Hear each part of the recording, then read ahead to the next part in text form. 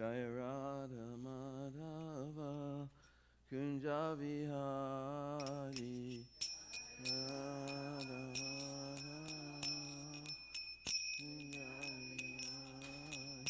Jaya Radha Madhava Kunja Vihari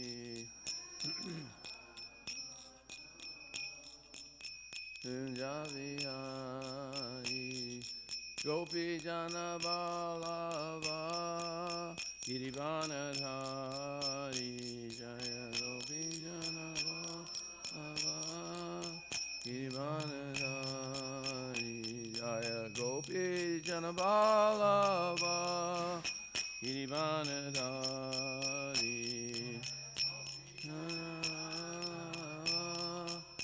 Girivanadhari Yasoda Nandana Braja Jana Ranjana Nandana Braja Jana Ranjana Yasoda Nandana Braja Jana Ranjana Nandana Braja Jana Ranjana Jamuna Tira Vanachari Jamuna Tira Vanachari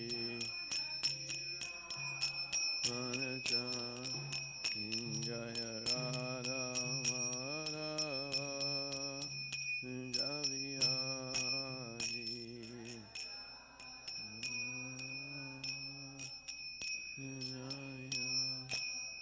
Jaya Om Vishupad Paramahansa Parivajikacharya Stotra Sada Shri Srimad His Divine Grace A.C. Bhaktivedanta Swami Srila Prabhupada Ki Jai Nityalila Vishnu Vishupad Paramahansa Parivajikacharya Stotra Sada Shri Srimad His Divine Grace Srila Bhaktisiddhanta Saraswati Thakur Prabhupada Ki Jai Ananta Gaudiya Vaishnavinda Ki Jai ISKCON Founder Acharya Srila Prabhupada Ki Jai Namacharya Srila Haridas Thakur Ki Jai Prem Seko Shri Krishna Chaitanya Prabhu Nityananda Shri Advaita Shri Gadadhar Shri Vasadi Gaur Bhaktivinoda Ki Shri Shri Radha Gopinath Chamakunda Radha Kundagiri Govardhan Ki Jai Shri Vrindavan Dhama Ki Shri Mayapur Navadvitam Ki Shri Gangamai Jamunamai Ki Bhakti Devi Tulsi Devi Ki Shri Harinam Sankirtan Ki Griya Madanga Transcendental Bhakti Shushan Ki Jai Samaveda Bhaktivinoda Ki Jai Gaur Pramanandi all glories to the assembled devotees, all glories to the assembled devotees, all glories to the assembled devotees, all glories to Shri Shri Guru and Shri Gauranga Shri Prabhupada Ki Jai Nam Vishnu Dai Krishna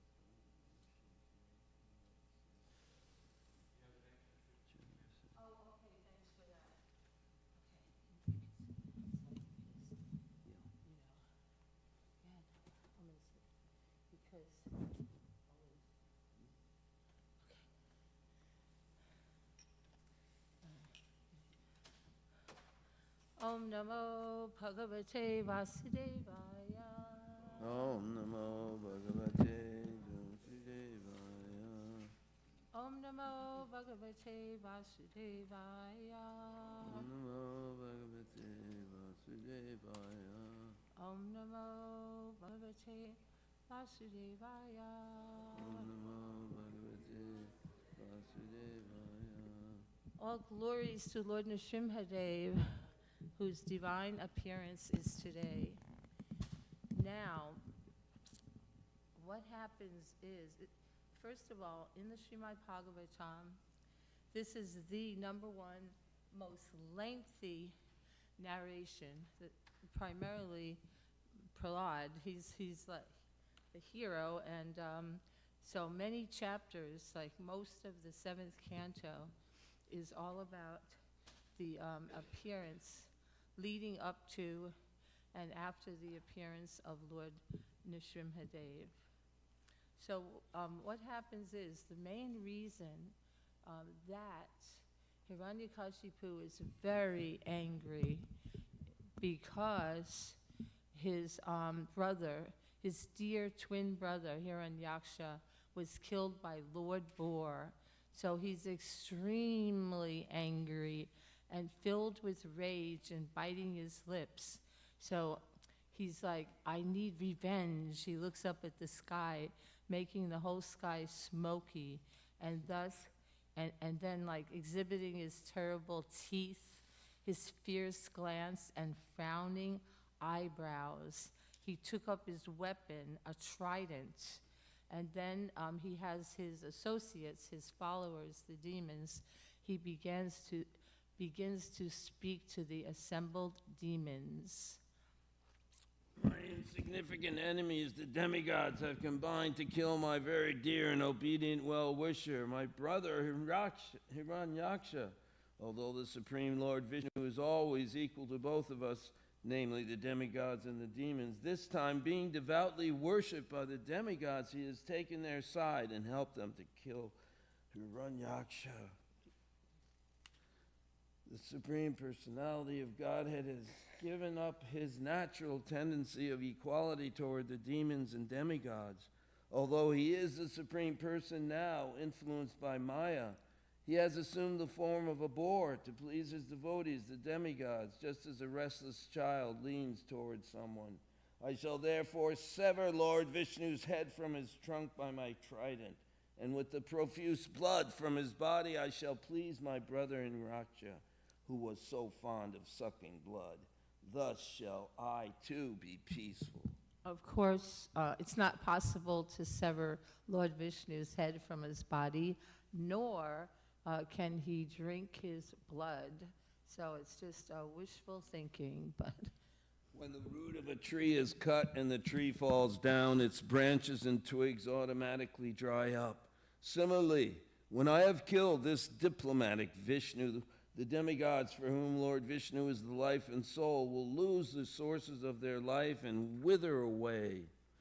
While I am engaged in the business of killing Lord Vishnu, go down to the planet Earth, which is flourishing due to Brahminical culture and a Kshatriya government. These people engaged in austerity, sacrifice, Vedic study, regular vows, and charity. Destroy all the people thus engaged. The basic principle of Brahminical culture is to satisfy Lord Vishnu, the personification of sacrificial and ritualistic ceremonies.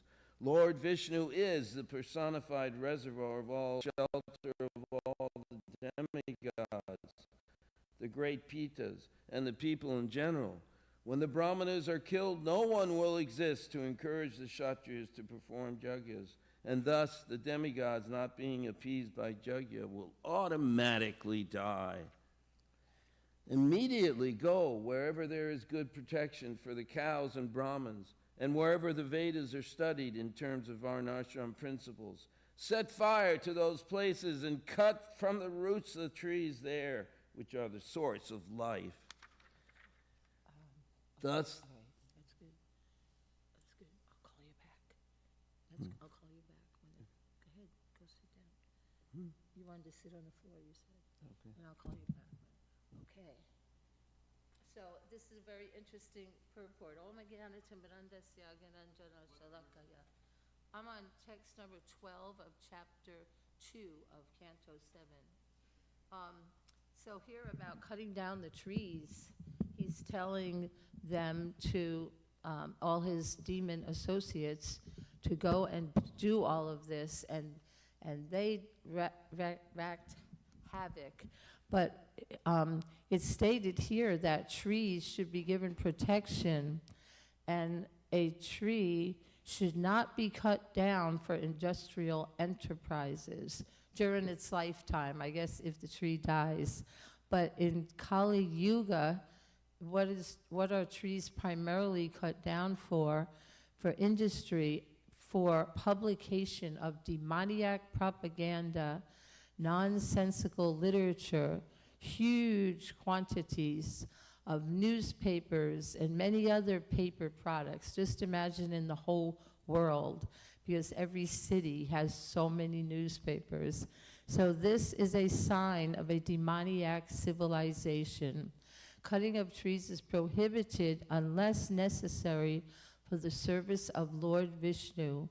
Yagyatarth karmano natra lokoyam karma bandhanaha.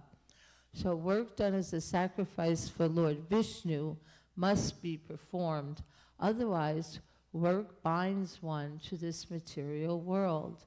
So very interestingly, Prabhupada says, okay, if you stop, the paper mills, then how will you produce your literature? Because we know this is the very foundation of the ISKCON movement, is transcendental literature. And so Prabhupada said, well, this literature is yogyatart, it's sacrifice, so it's for the satisfaction of the Lord. And he says, we should only, the mills should manufacture paper only for the publication of ISKCON literature. So I found that very interesting. So now these demons, they really destroyed things, set fire to all the cities, the villages, and even, the homes of the common people. Like now we know in warfare, they're supposed to be like fighting with equals, fighting with equal weapons, but they just would go and destroy everything they could, and all the fields, where agriculture, food is growing, and they broke down bridges and protective walls and gates, and even all the fruit trees that produced valuable fruits, and everyone was disturbed again and again. So what do? When they're disturbed, they go to Lord Brahma. But first of all, Hiranyakashipu had a service to perform, because his brother was killed, so naturally his mother and the wife of Hiranyaksha and all of his sons, right, Rushabhanu, his wife, so he had to go and appease them, and very surprisingly, he preached such succinct Krishna consciousness from the 2nd chapter of Bhagavad Gita, and even told them, illustrated from talking about this King Suyagya, and how Yamaraj appeared in the form of a boy. But he gave them wonderful instructions so that they could realize that everything material is temporary, and not to be so much aggrieved, although he himself is very aggrieved. So we see that he has this transcendental knowledge, except missing the main point. The main point is surrender to the Supreme Lord. So he thought, wow, I really want to kill Lord Vishnu, so I need to be unconquerable. This has quite a reverberation here. I want to be unconquerable, free from old age and dwindling of the body. I want to gain he wanted to gain all the yogic perfections like anima and lagima, and to be deathless. So we know he went to the valley of Mandara Hill and began performing austerities by standing with his toes on the ground, keeping his arms upward and looking toward the sky. This position was extremely difficult, but he accepted it as a means to attain perfection. Now, when I tell little children this story, I say, okay, everybody stand up and see how long you could stand on your tiptoes and raise your arms up to the sky, and generally not even 1 minute. So I said, imagine Hiranyakashipu, he performed this austerity for 100 celestial years, and so much so that a fire emanated from his head, and this was scorching the planets of the demigods. And everything, the rivers and oceans became agitated, and the whole surface of the earth began to tremble, and the stars and planets fell. All directions were ablaze. And so now, when they go, they all go now, the demigods, they go and approach Lord Brahma, and they tell Lord Brahma, like what Hiranyakashipu is thinking. Okay, so Hiranyakashipu is thinking like this. Sorry, I forgot. So you're not so angry. The supreme person within this universe, Lord Brahma, has gotten his exalted post by dint of severe austerities, mystic power, and trance. Consequently, after creating the universe, he has become the most worshipful demigod within it. Since I am eternal and time is eternal, I shall endeavor for such austerity, mystic power, and trance for many, many births, and thus I shall occupy the same post occupied by Lord Brahma. By dint of my severe austerities, I shall reverse the results of pious and impious activities. I shall overturn all the established practices within this world. Even Goloka will be vanquished at the end of the millennium. Therefore, what is the use of it? I shall prefer to remain in the position of Brahma. O Lord, we have heard from reliable... Right, I take it.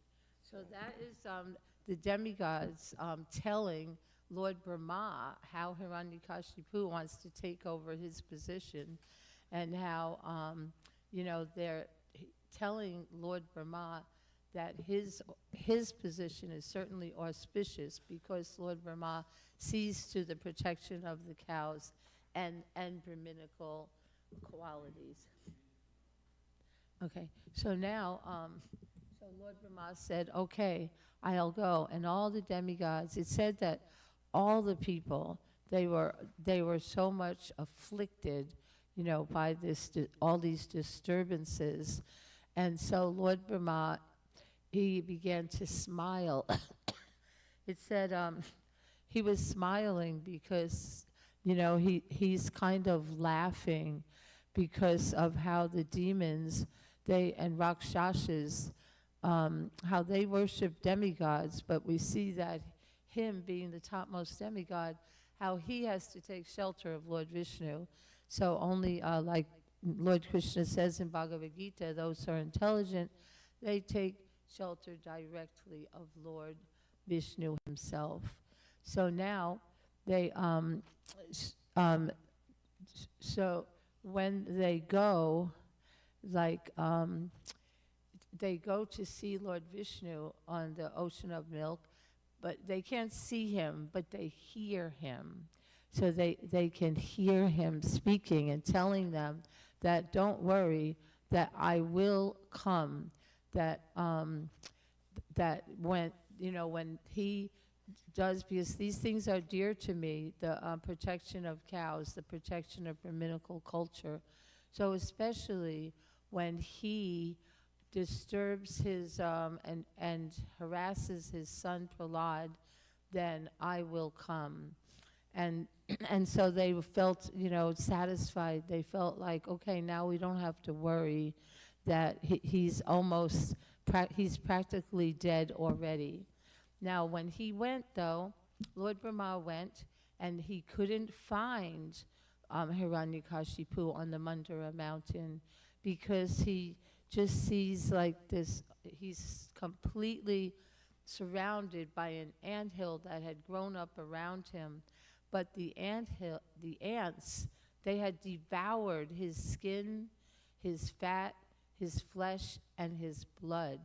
Then he saw him like a cloud-covered sun, heating all the world by his austerity. So Lord Brahma, he himself was struck with wonder. And then he told him to get up, O son of Kashyapa Muni, get up, all good fortune to you. And he said, he said, now you're perfect in the performance of your austerities, so tell me what you want, and then I'll try to fulfill your wishes. And, Prabhupada tells how his soul, his life air was circulating within his bones. And so he's there, how is it? Like Lord Brahma said, Yeah, he's saying like even great saintly persons, they can't maintain not even drinking a drop of water for 100 celestial years. And Prabhupada says that a yogi, even if he doesn't drink a drop of water, he can live for many, many years by the yogic process, though his outer body be eaten by ants and moths. So Brahma's telling him that you have such great determination and that I have been conquered by you. And many times Hiranyakashipu is addressed as the best of the asuras. So he said, I'm ready to give you all benedictions. What is it that you want? And so he tells, and so Lord Brahma sprinkles water, his transcendental water from his kamandalu, and his whole body becomes completely rejuvenated, and his limbs so strong that they could bear the striking of a thunderbolt. And he had like a golden effulgence, and he was like completely like a young man, just as fire springs from fuel wood. And as soon as he was rejuvenated like that, he fell flat before Lord Brahma and offered his obeisances to him. Now he's calling Lord Brahma throughout, because now he's offering beautiful prayers to Lord Brahma. And I always wonder why we don't celebrate the Vyas Puja ceremony of Lord Brahma being the origin of our sampradaya. But if we did, we would offer all of these prayers to him, and we still can offer these prayers. So he offers 9 prayers to Lord Brahma. And of course, because Lord Brahma's fulfilling his material desires, and so he's like actually has tears in his eyes, his whole body is shivering, and he's praying in a humble mood. And then he asks for his benedictions, and he said, if you kindly grant me the benediction I desire, please let me not meet death from any of the living entities created by you, because we know Lord Brahma is the co-creator with the Lord. And so grant me that I not die within any residence or outside any residence, during the daytime or at night, nor on the ground or in the sky. Grant me that my death not be brought by any being other than those created by you. So, other than those created by you. So he's saying not by any created by you, or not by any not created by you. And grant me that I not meet death from any entity, living or non-living. Grant me further that I not be killed by any demigod or demon, or by any great snake from the lower planets. Since no one can kill you in the battlefield, you have no competitor. So he's speaking to Lord Brahma here. Therefore, grant me the benediction that I too may have no rival. Give me sole lordship over all the living entities and presiding deities, and give me all the glories obtained by that position. Furthermore, give me all the mystic powers attained by long austerities and the practice of yoga, for these cannot be lost at any time. Sorry, it was so now Lord Brahma is so pleased with him. He said, these are very, very difficult. So we see basically he wants to be eternal, and basically he wants to be the Supreme Lord himself. And so and so we know, not possible, but now he's feeling invincible. He's feeling like that he has nothing to worry about. And so so now he goes back. He goes actually to the heavenly planets. He actually takes over, like so powerful was he. And he even like Lord, even like this whole narration it's being spoken. Shukadeva Goswami is telling what Narada Muni is telling to King Yudhisthira. So even Narada is saying, I even have to bow down to him. Only 3 personalities don't bow down to him, Brahma, Vishnu, and Shiva. But everyone else, all the demigods, we all have to, because he's so much like conquered the whole world. And so now we're going to fast forward to the when he's back home now, and he has 4 very wonderful sons, and the youngest of his sons is Prahlad, and he sends them to the Asura Kula by the 2 teachers, Sanda and Amarka, who are the sons of Shukracharya. They live very near Hiranyakashipu's palace, and these were like like all of this whole 7th canto, Srila Prabhupada's purports. Like Prahlad has his teachings, but then Prabhupada's teachings are in the wonderful purports here.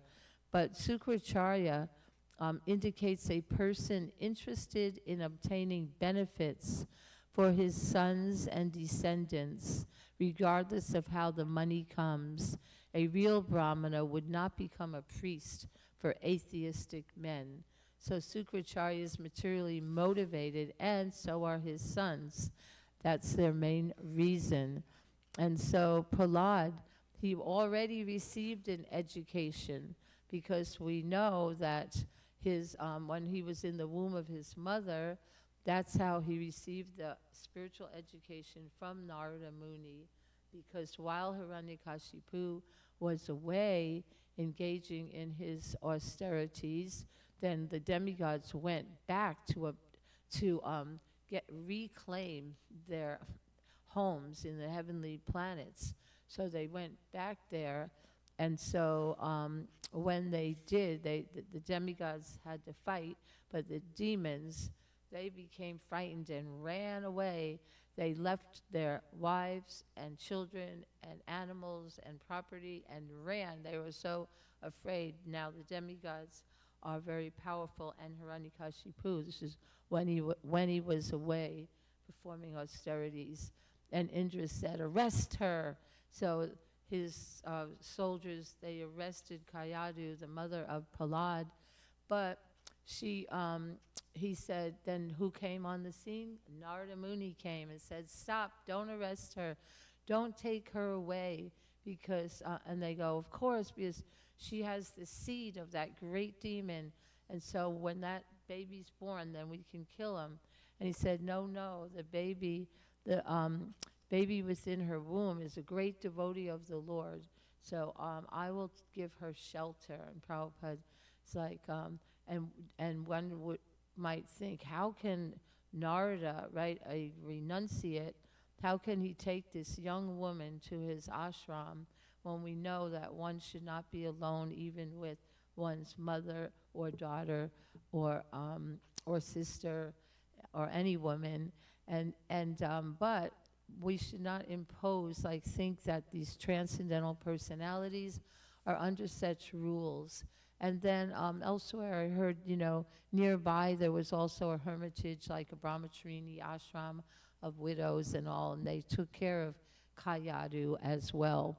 Not that she was totally alone, but every day Narada would give Bhagavatam class to her, but she was in anxiety. Prahlad tells his friends later, she's worried. Here I am about to give birth, and my husband is away, and so later on she kind of forgot these instructions, but Prahlad Maharaj didn't forget them. So out of these 4 sons that he had, Prahlad, he had so many wonderful transcendental qualities. And yes, let me see.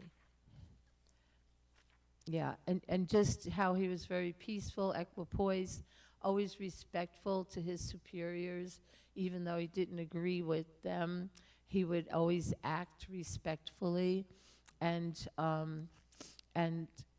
so he's in this Gurukula, and so one day, he goes to visit his father, and very affectionately,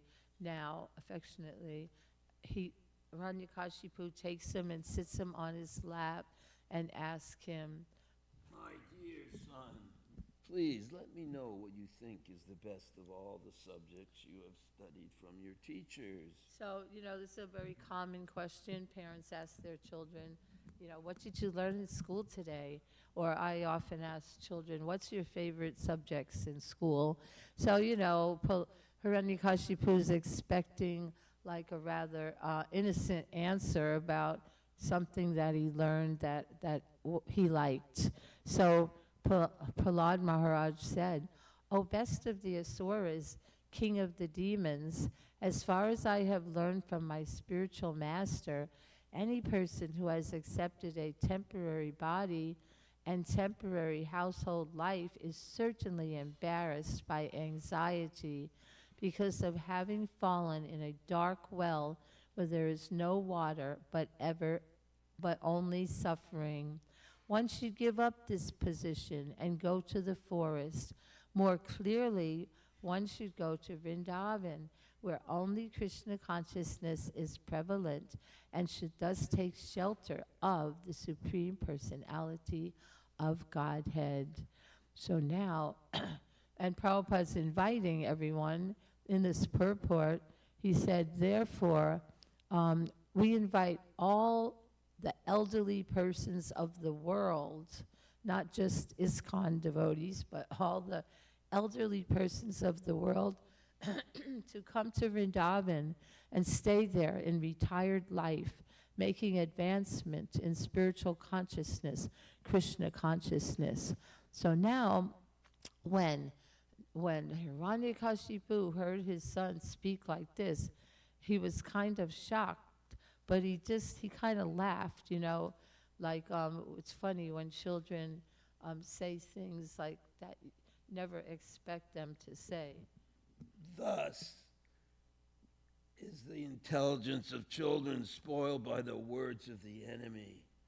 My dear demons, give complete protection to this boy at the Gurukula where he is instructed, so that his intelligence will not be further influenced by Vaishnavas who may go there in disguise. All right, so now, being instructed, the teachers, Sanda and Amarka, they brought Prahlad back to the Gurukul, and they tried to be diplomatic and spoke with very mild voices and with great affection, and they inquired from him, "My dear Prahlad, all peace and good fortune unto you. Kindly do not speak lies, just reply with the truth. These boys," so he's saying, all your classmates in the school, they don't talk like this in such a deviant way. And how have you learned these instructions? How has your intelligence been spoiled in this way? And so, your intelligence is polluted, and we know this is brought about. He's asking, who brought this about? Is it you or an enemy? And we're eager, so just tell us. So Prahlad, he's like actually telling them, you're the ones whose intelligence is polluted. And he begins by offering his respectful obeisances to the Lord, saying, why? Because, the Lord, he created this external energy because, in other words, Sanda and Amarka are in Maya. And so I have heard from previous authorities, because this is illusion to think that there's a distinction between my friend and my enemy. And so when the Supreme Lord is pleased with the living entity because of his devotional service, then one becomes a pandit, and he doesn't think in terms of these external distinctions and of enemy and friend. And he said, and me, you're asking, well, I'll tell you, I have love for the Lord who carries a disc in his hand. I have no independence just as iron filaments are attracted to a magnet, they automatically go there. I am like that as well. Wow. So when Sandra and Amarka heard this, they were really outraged. And that he's speaking like this, they said, get a stick and beat this boy. He needs to be treated by the fourth of the 4 kinds of political diplomacy, which are legal orders, pacification, the offer of a post, or finally, weapons. And chapter 5, text 17, they said, he's just like a thorn in the forest of sandalwood. And so they chastised and threatened him, that you can't talk like this. And now, every day, Prahlad is sitting. Again, he's very respectful, and he's just sitting, listening to all of their nonsense, and not saying anything, but not at all agreeing with it. So now they thought, okay, finally, he has come to his senses after hearing. So then they said, let's bring him back to his father. And so his mother got him all bathed and dressed nicely with ornaments. And so then they brought him, and he fell and offered obeisances to Hiranyakashipu. And as an affectionate father, thinking now he's come to his senses, he began showering blessings upon the child and embraced him. And he was very happy. My dear Prahlad, my dear son, O long-lived one, for so much time you have heard many things from your teachers. Now, please repeat to me whatever you think is the best of that knowledge. Okay, so you know what the best of the knowledge is. He tells, the best knowledge that I've heard is Shravanam Kirtanam Vishnu Smaranam Padasevanam Archanam Vandanam Dasyam Sakyam Atmanivedanam.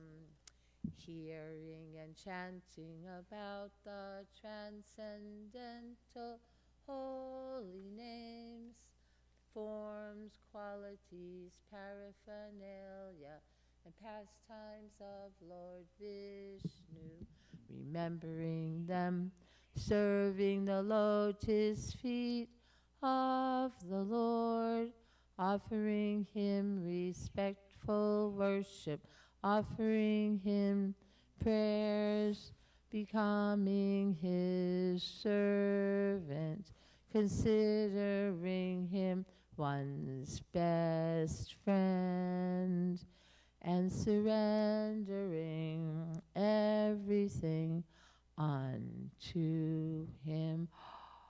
When Hiranyakashipu heard this, You rascal, most fallen of our family, if you have not received this education from your teachers, where have you gotten it?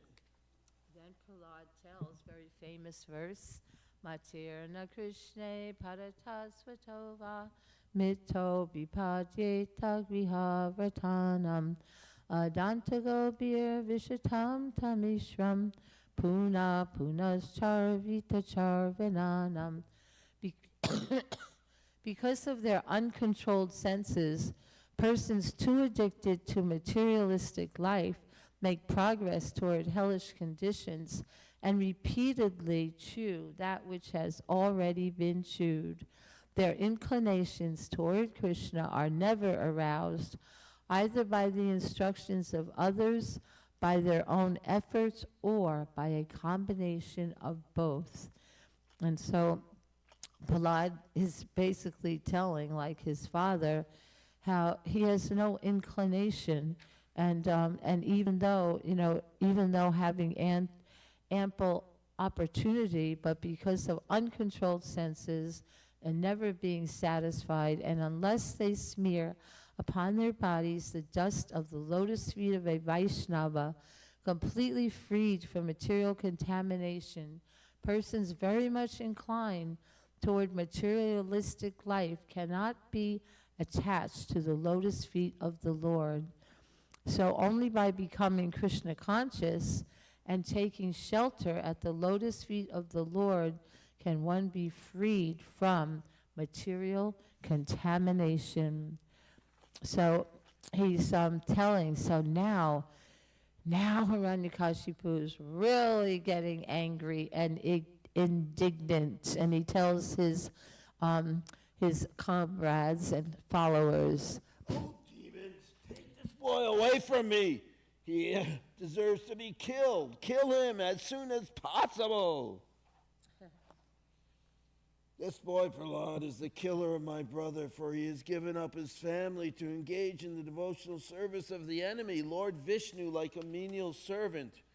Although Prahlad is only 5 years old, even at this young age, he has given up his affectionate relationship with his father and mother. Therefore, he is certainly untrustworthy. Indeed, that he will behave well toward Vishnu. Although a medicinal herb being born in the forest does not belong to the same category as a man, if beneficial, it is kept very carefully. Similarly, if someone outside one's family is favorable, he should be given protection like a son. On the other hand, if a limb of one's body is poisoned by disease, it must be amputated that the rest of the body may live happily. Similarly, even one's own son, if unfavorable, must be rejected, although born of one's own body. Just as uncontrolled senses are the enemies of all yogis engaged in advancing in spiritual life, this Prahlad, who appears to be a friend, is an enemy, because I cannot control him. Therefore, he must be killed by all means. okay, so then the Rakshasas, followers of Hiranyakashipu, they took the boy, began striking the tender parts of Prahlad Maharaj's body with their tridents. And they were very gruesome looking, fearful faces, sharp teeth, reddish coppery beards and hair, and they appeared extremely threatening. And they have their spears and all, and they're like, chop him up, pierce him, chop him up, pierce him, chindi, bindi, and they're striking him, and he's simply meditating upon the Lord. And so then, they threw him off a mountain. They threw him beneath the feet of big elephants. They employed destructive spells, and they administered poison. They starved him, exposed him to severe cold, winds, fire, and water, throwing heavy stones to crush him. So now, Hiranyakashipu, he was like, how can it be? I have used many ill names in chastising this boy Prahlad, and have devised many means of killing him, but despite all my endeavors, he could not be killed. Indeed, he saved himself by his own powers, without being affected in the least by these treacheries and abominable actions. Although he is very dear to me and is merely a child, he is situated in complete fearlessness. He resembles a dog's curved tail, which can never be straightened, because he never forgets my misbehavior in his connection with his master, Lord Vishnu. I can see that this boy's strength is unlimited, for he has not feared any of my punishments. He appears immortal. Therefore, because of my enmity toward him, I shall die, or maybe this will not take place. Okay, so when he's thinking like this, he became very depressed. But Sanda and Amarka, they reassured him. Look, like just the mere movement of your eyebrows, all the commanders of the various planets are afraid. Prahlad's only a young child. Don't take him seriously. He'll change over time. So don't be worried. And so finally, Hiranyakashipu believes him. He said, okay, all right, we'll give him another chance. So the teachers take him back to school, and they, teach him systematically and unceasingly about mundane religion, economic development, and sense gratification. And he's, again, just sitting, and they're thinking, okay, now, he's been hearing for a long time, and so now he'll come to his senses. And then Prahlad, like, it's so charming. Prabhupada says when the teachers went for tiffin hours, because they have their lunch, right, in tiffins, but somehow they took a long lunch break, probably took a nap after lunch, it said, and attended to their household affairs. And so Prahlad took advantage, and he would say, listen, I want to tell you something, because he's the son of the king. So these are all little demon children, and all their parents are demons. And so, but he was so much loved, and in a very sweet language and smiling, he instructed them in Krishna consciousness. And amazing that a 5-year-old would know all about these things, and primarily about, the deep dark well of household life, and how they can become free of Maya. Prabhupada said in our Gurukula, it's extremely important that the children learn right from very young age about Krishna consciousness. Thus they become steady within the cores of their hearts. Where's the other book? And there is very little possibility that they will be conquered by the modes of material nature when they are older. Did I leave it downstairs? I'm sorry. Oh, I left it downstairs, my book, but just, can you get 7th canto, please? I'm sorry, 7th canto from the bookshelf, because I left mine downstairs. Oh. Okay, so now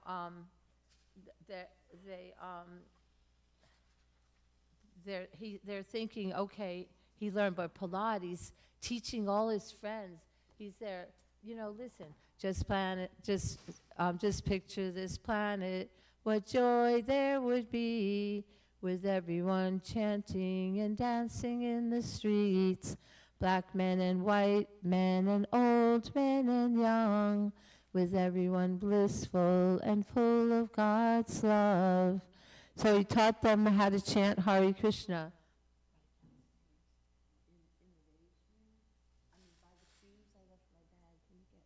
Sorry. So he starts teaching them, and they're thinking, wow, this is amazing. They're all becoming Krishna conscious, these children. And when they, and he just, every day he's instructing them. And, sorry, Pati,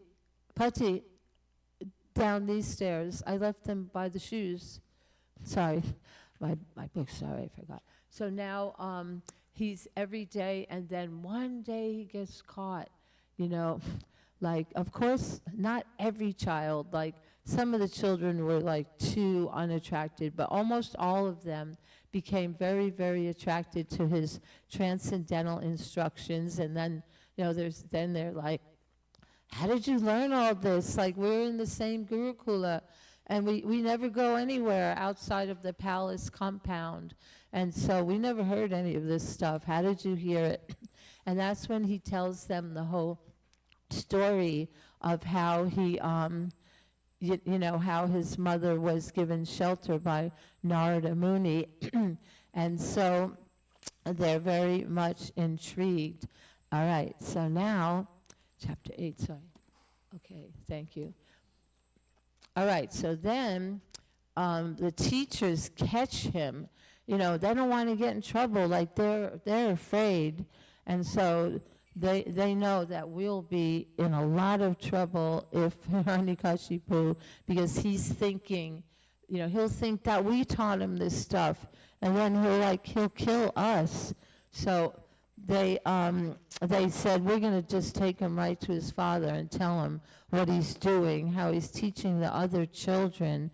So now Hiranyakashipu, he brings them and tells them the whole situation, and he rebukes his son Prahlad. O most impudent, most unintelligent disruptor of the family, O lowest of mankind, you have violated my power to rule you, and therefore you are an obstinate fool. Today I shall send you to the place of Yamaraj.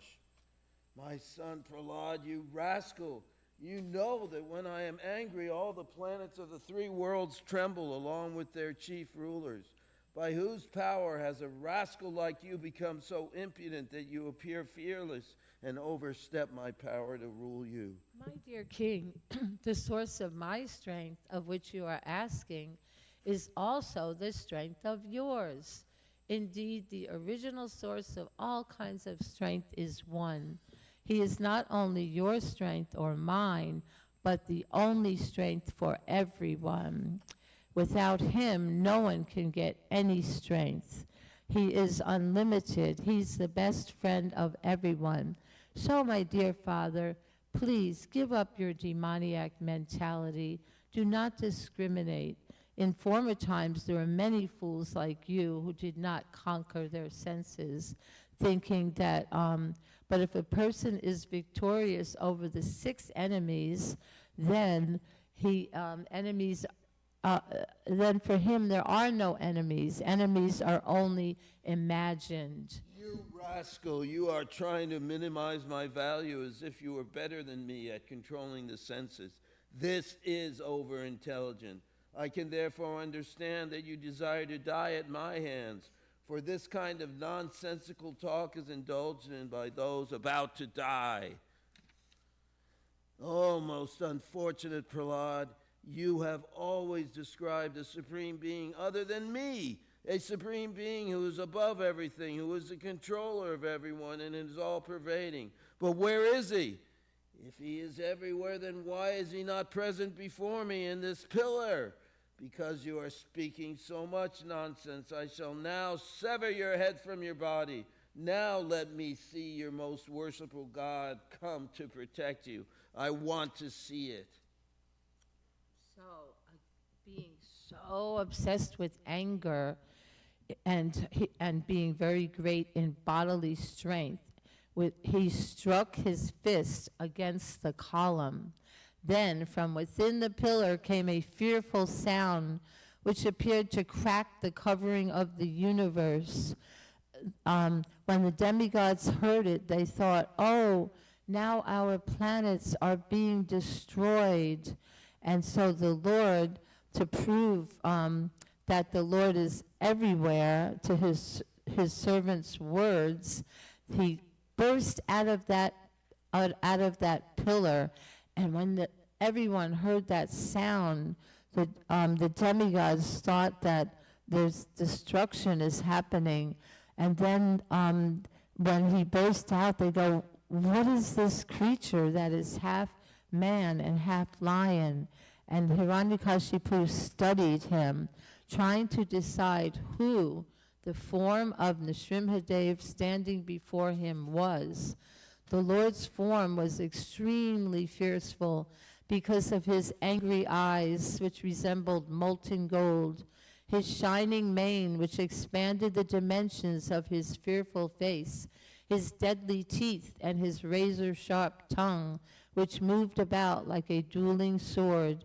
His ears were erect and motionless. His nostrils and gaping mouth appeared like caves of a mountain. His jaws parted fearfully, and his entire body touched the sky. His neck was very short and thick, his chest broad, his waist thin, and the hairs on his body as white as the rays on the moon. His arms, which resembled flanks of soldiers, spread in all directions as he killed the demons, rogues, and atheists with his conch shell, disc, club, lotus, and other natural weapons. Hiranyakashipu murmured to himself, Lord Vishnu, who possesses great mystic power, has made this plan to kill me. But what is the use of such an attempt? Who can fight with me? Thinking like this, he took up his club and attacked the Lord like an elephant. And then the great demon, Hiranyakashipu, who was extremely angry, swiftly attacked Nrsimhadev with his club and began to beat him. Lord Nrsimhadev, however, captured the great demon along with his club, just as Garuda might capture a great snake. And you may have seen at one time a cat playing with a captured mouse, how it doesn't just kill it, but it likes to play with it. It slaps it around, and the mouse runs away and thinks it got away, but then the cat pounces on it again. So this is what Lord Nrsimhadev is doing. He is playing with Hiranyakashipu, and he lets him go, and Hiranyakashipu's thinking, oh, just see, he's afraid of me. And so he rests for a while, and then he comes back to fight. But of course, Lord Nrsimhadev is extremely powerful, and so we all know what he does. His mouth and mane with he takes, so as a snake, first of all, he laughed very loud with a shrill sound, and even though Hiranyakashipu had his shield and leaving no gaps open, but with the speed of a hawk, Hiranyakashipu moved sometimes in the sky and sometimes on the earth, his eyes closed because of fear of Nrsimhadev's laughter. And as a snake captures a mouse, or Garuda captures a very venomous snake, Lord Nrsimhadev captured Hiranyakashipu, who could not be pierced even by the thunderbolt of King Indra. As Hiranyakashipu moved his limbs here, there, and all around, very much afflicted, Lord Nrsimhadev placed the demon on his lap, supporting him with his thighs, and in the doorway of the assembly hall, the Lord very easily tore the demon to pieces with the nails of his hand. All glories to Lord Nrsimhadev. Jai.